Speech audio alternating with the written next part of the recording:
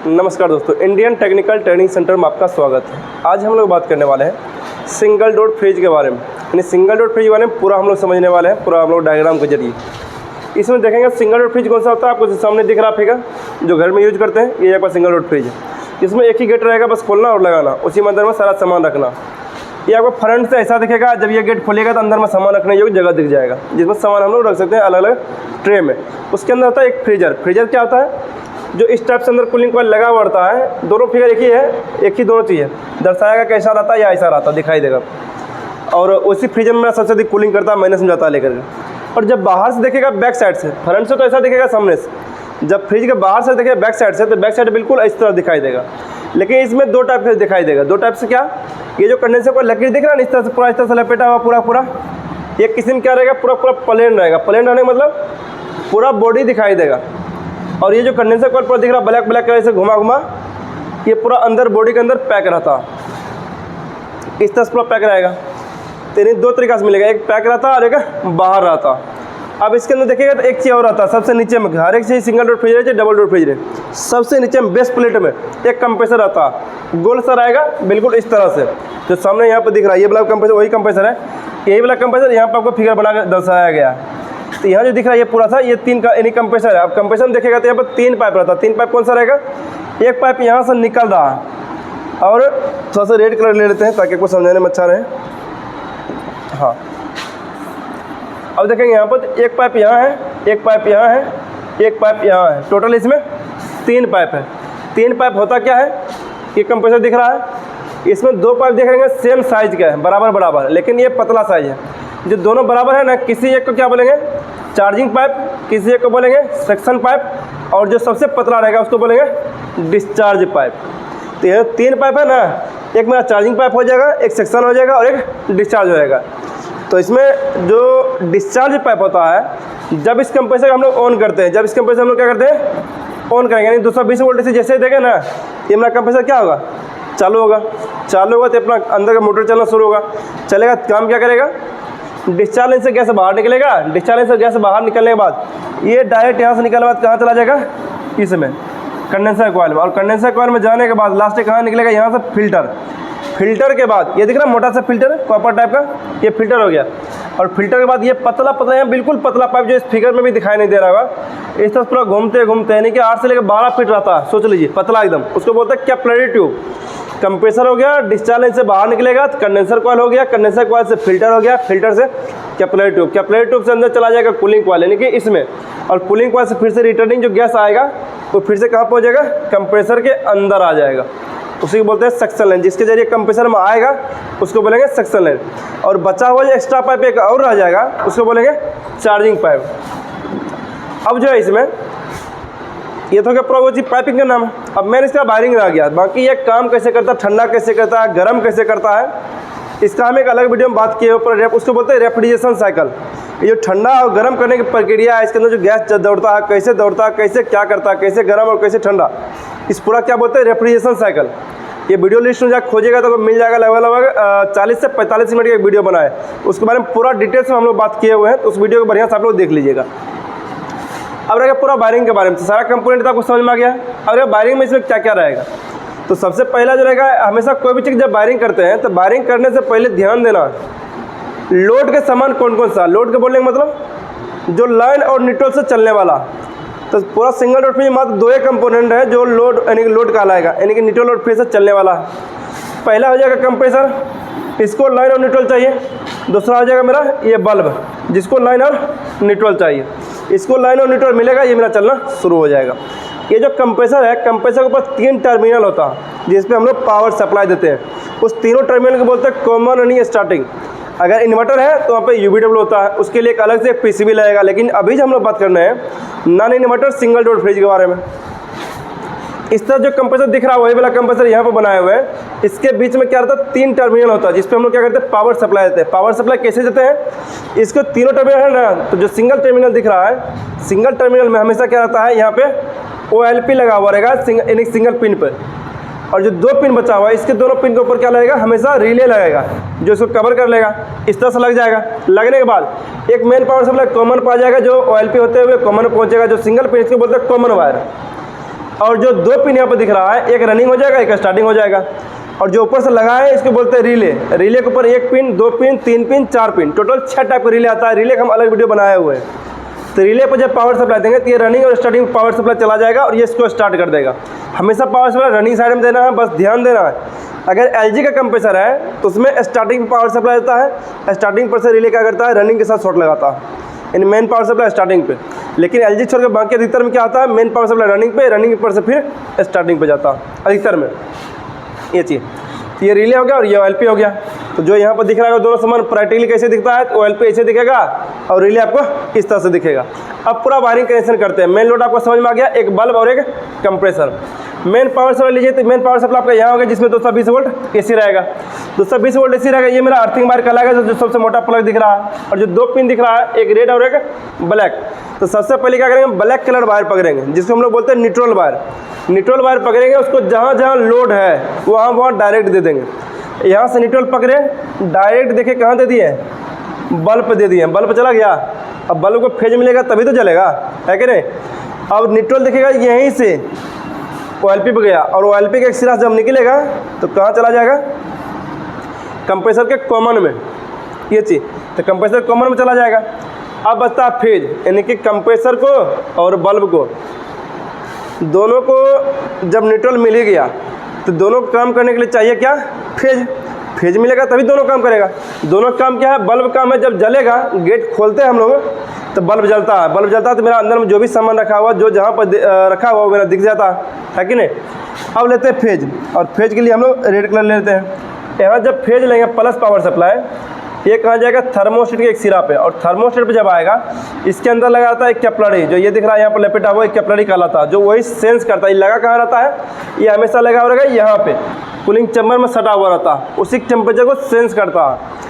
और इसके दूसरा सिरा से क्या होगा, आउटपुट पावर सप्लाई निकलेगा, है कि नहीं। जब दूसरा सिरा से आउटपुट पावर सप्लाई निकलेगा, ये कहाँ चला जाएगा, रिले पे। और रिले के एक सिरा चला जाएगा रनिंग पे, और दूसरा सिरा जो आउटपुट निकलेगा वो चला जाएगा स्टार्टिंग पे। तो running starting common power supply हो गया, इससे कंप्रेसर में चालू हो जाएगा। अब दूसरा देखिएगा, एक लाइन जो है यहीं से होते हुए इस पर भी तो आ रहा है डोर स्विच पे, और डोर स्विच जैसे गेट खोलेंगे ना, ये स्विच बाहर आ जाएगा। जैसे बाहर आएगा ये दोनों पॉइंट आपस में टच हो जाएगा। टच होते ही ये लाइन यहाँ से यहाँ किस में आ जाएगा, बल्ब में, और बल्ब में मेरा जल जाएगा। यानी गेट खोलेंगे ये ऑन कर देगा डोर स्विच और मेरा बल्ब जल जाएगा। और जैसे गेट लगाएंगे ये स्विच मेरा क्या करेगा, उसको ऑफ कर देगा, जिससे मेरा गेट लगाते ही अंदर में बल्ब बंद हो जाएगा। इस तरह से काम करता है। और आ गया कंप्रेसर के लिए, जब कंप्रेसर चलना शुरू होगा तो कूलिंग प्रक्रिया चालू हो जाएगा। और जब कूलिंग प्रक्रिया चालू हो जाएगा तो अंदर में ठंडा, बाहर गर्म। और बहुत कस्टमर का होता है कंप्लेंट, बाहर बहुत ज़्यादा गर्म कर रहा, बाहर बहुत ज़्यादा गर्म कर रहा है, इसीलिए अंदर में ठंडा कर रहा।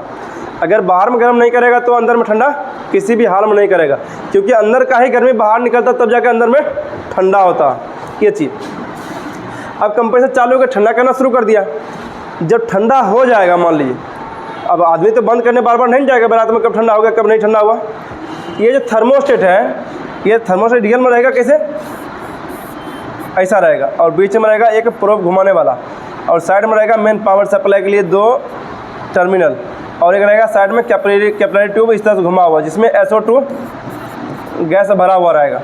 और जो 2 टर्मिनल दिख रहा है, एक में इनपुट हो जाएगा, एक से आउटपुट हो जाएगा। और ये दोनों टर्मिनल आपस सटा हुआ था। अब देखिएगा यहाँ पे ये इनपुट आउटपुट जो है, जब आउटपुट दे रहा था भाई कंप्रेसर चालू है, क्योंकि इससे आउटपुट आया तो कंप्रेसर चालू हो गया, रिले चालू कर दिया। और जब ठंडा करना शुरू कर दिया, ठंडा हो गया, मान लीजिए 2 घंटा 3 घंटा चला, अंदर में ठंडा हो गया। ठंडा कितना हो गया कूलिंग कॉइल, तो मान लीजिए यहाँ जो टेम्परेचर है -5 डिग्री सेल्सियस चला गया। तो -5 तो नॉर्मल होता फ्रीजर के लिए, -5 से लेकर -15 डिग्री सेल्सियस तक सिंगल डोर फ्रिज में ठंडा जाता। जब -5 से -10, -12, -15, -18 डिग्री सेल्सियस तक अंदर में ठंडा हो गया, बहुत ज़्यादा बर्फ़ जम गया। ये कैपिलरी ट्यूब के ऊपर, कैपिलरी ट्यूब तो इसी में सटा हुआ रहता है। जब इसके ऊपर बर्फ़ जम जाएगा ना, कम से कम ये मिनिमम जो काम करता है -5 डिग्री सेल्सियस, यानी कि -5 डिग्री सेल्सियस पर जब इसके कैपिलरी ट्यूब के ऊपर में आइस जम जाएगा, ये क्या हो जाएगा, -5 डिग्री सेल्सियस पर ये मेरा ऑफ हो जाएगा, और +10 डिग्री सेल्सियस पर ये फिर से ऑन हो जाएगा। इस तरह से काम करता। यानी जब आइस पूरा जम जाएगा, थर्मोस्टेट लाइन काट देगा, जैसे लाइन काट लेगा फिर से टेम्परेचर यानी कि आइस पिघलेगा, धीरे धीरे पिघल जाएगा, फिर से टेम्परेचर प्लस में आएगा। प्लस में आते ही फिर क्या करेगा थर्मोस्टेट, इस लाइन को आपस में जोड़ देगा। जैसे जोड़ दिया फिर कंप्रेसर चालू, फिर से कूलिंग प्रक्रिया, फिर आधा घंटा 1 घंटा 2 घंटा चलेगा, फिर से पूरा बर्फ जम जाएगा, फिर आधा घंटा 1 घंटा बंद रखेगा। इस तरह से फ्रिज ऑटोमेटिक जो है ठंडा गर्म ठंडा गर्म ठंडा गर्म होते रहता और ऑन ऑफ होते रहता। अब बहुत से कस्टमर की इसी में कंप्लेन आता है कि बहुत ज़्यादा आइस जमा हुआ, यानी जितना ठंडा करना चाहिए उससे अधिक ठंडा किया हुआ और अंदर बहुत ज़्यादा आइस जम गया, अब वो गेट भी नहीं खोल रहा अंदर वाला। तो उससे हम कुछ करना नहीं, छेड़छाड़ कुछ भी नहीं करना। अधिकतर कस्टमर जो 95% कस्टमर जो कूलिंग कॉइल लीकेज करता है, मेन यही कारण है। आइस जमा हुआ, गेट को ज़बरदस्ती खोलेगा, उसके बाद चाकू लेगा, आइस को फोड़ना शुरू करेगा, जिसके चक्कर में हल्का से भी अगर लग गया, ये होता है एल्युमिनियम का, हल्का से भी लगा अंदर से पूरा गैस बाहर निकल जाएगा। अगर चालू कंडीशन में ही कंप्रेसर आ गया तो आइस जब पिघलेगा तो उसका पानी भी खींचेगा, और जब पानी खींचेगा तो कंप्रेसर अंदर भी जा सकता है सेक्शन लाइन से, और कंप्रेसर अंदर जाने का मतलब है कंप्रेसर भी अब डेड हो जाएगा। और कंप्रेसर ख़राब होने का मतलब है 7 से 8 हज़ार रुपया आपको कंप्रेसर और गैस चार्जिंग में सब कुछ लगाते 5-6 हज़ार 7 हज़ार रुपया लग जाएगा कस्टमर को ये चीज़। तो आप लोग हमेशा जब भी कभी आइस जमे तो उसको कुछ करना नहीं है, बस पावर प्लग को ऑफ कर दीजिए, 4 घंटा के लिए गेट खोल के छोड़ दीजिए, 2 घंटा के लिए ऑटोमेटिक सारा आइस पिघल जाएगा। फिर टेक्नीशियन को बुलाइए, आराम से थर्मोस्टेट चेंज करेगा, काम खत्म हो जाएगा। कहा है कि ओवर कूलिंग को कंट्रोल तो यही नहीं करता है थर्मोस्टेट, अगर इसको हम चेंज करते हैं तो आइस जमना बंद हो जाएगा। यानी आइस तो जमेगा लेकिन लिमिट मात्रा में, ऐसा नहीं पूरा कूलिंग चैम्बर ही भर गया आइस की वजह से, ऐसा नहीं जमेगा। जब कभी आइस जम रहा है तो बस आराम से थर्मोस्टेट चेंज कर दीजिए, आपका सही हो जाएगा। अच्छा, बहुत बार कंप्लेंट ये भी आता है कि थर्मोस्टेट चेंज कर दिए फिर भी आइस जम रहा तो जमेगा, फिर भी जमेगा, काहे जमेगा? अब कहेगा नया थर्मोस्टेट तब काहे जमेगा? ये जो कैपिलरी ट्यूब है, क्या बतलाया था, कैपिलरी ट्यूब हमेशा कूलिंग चैम्बर में सटा हुआ रहना चाहिए। बहुत बार नया टेक्नीशियन गलती क्या करता है, थर्मोस्टेट लगाएगा लेकिन इसका कैपिलरी बाहर में ही लटक ले छोड़ देगा। अब कूलिंग कॉइल में सटा हुआ नहीं है तो -5 से लेकर -15 डिग्री सेल्सियस टेम्परेचर सेंस नहीं करेगा, जिसके वजह से लगातार उसमें क्या होगा, आइस जमते रहेगा। तो उसके बाद फिर से आइस जमेगा। तो आपको करना क्या, जब भी थर्मोस्टेट चेंज करें हमेशा उसका कैपिलरी कूलिंग चैम्बर में सटा के रख दे। इस तरह से पूरा आपका काम कर लीजिएगा। अब आगे तरह के थर्मोस्टेट कम समझ में आ गया, और डोर स्विच का भी काम समझ में आ गया, बल्ब का भी काम समझ में आ गया। OLP और रिले क्या काम है? जो रिले है वो कैपेसिटर की तरह काम करता है, बस कैपेसिटर थोड़ा सा चार्ज होकर झटका देता है। रिले क्या करता है, ये बस टॉर्क देता है, झटका, यानी स्टार्ट जो शूट बोलते हैं टॉर्क देना, ये चीज़। यानी रनिंग स्टार्टिंग में शॉर्ट लगा करके फिर से ये कुछ सटा हुआ रहता है, कुछ हट जाता है, जिसमें जैसा रहेगा उसके हिसाब से वो काम करता है। तो रिले कंप्रेसर को स्टार्ट करने का काम करेगा। अब OLP क्या करता है, OLP करता है ओवरलोड से बचाता है। ओवरलोड से कैसे बचाएगा, मान लीजिए इसको कूलम मिटाता है पहले। अब मान लीजिए यहाँ पे ये कॉमन है, एक रनिंग है, एक स्टार्टिंग है।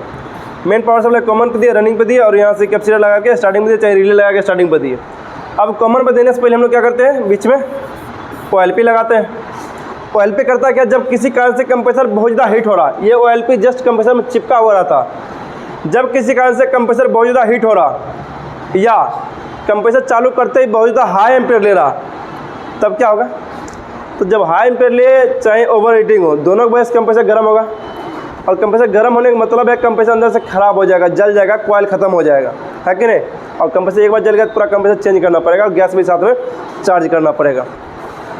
यहाँ क्या करना पड़ता है, OLP करता है कि जब किसी कारण से कंप्रेसर ओवर हीट हो रहा है या हाई एम्पेयर ले रहा है, तो कंप्रेसर को जलने से बचाने के लिए, कंप्रेसर ख़राब होने से बचाने के लिए, ओवरलोड से बचाने के लिए ये बीच में लाइनें काट देगा। जैसे लाइन काट दिया भाई, कंप्रेसर जलने से बचने गया, कंप्रेसर लाइन जाएगा नहीं, कंप्रेसर चलेगा नहीं, और जब चलेगा नहीं तो कुछ फॉल्ट वहाँ पे होगा नहीं। अब टेक्नीशियन बुलाएगा और टेक्नीशियन आएगा, फिर उसको चेंज करेगा, फिर से सही हो जाएगा। अब हाई एम्पेयर क्यों ले रहा, ओवर हीटिंग क्यों हो रहा, कुछ चेक करने के बाद मालूम पड़ेगा। फिर कैपेसिटर की वजह से हो रहा है, रिले की वजह से हो रहा है, वोल्टेज की वजह से हो रहा है, या गैस अधिक भरने की वजह से हो रहा है, तो अलग अलग उसका कारण होगा, उसके सॉल्व करिएगा, फिर आराम से सॉल्व हो जाएगा। पूरा सिंगल डोर फ्रिज में इतना ही कहानी रहेगा। बाकी इससे संबंधित कुछ भी समस्या है आप कमेंट बॉक्स में पूछिए, और कमेंट बॉक्स में ही आपको जवाब मिल जाएगा। बाकी आपको वीडियो को कैसा लगा, अगर अच्छा लगा तो लाइक और सब्सक्राइब जरूर करिएगा।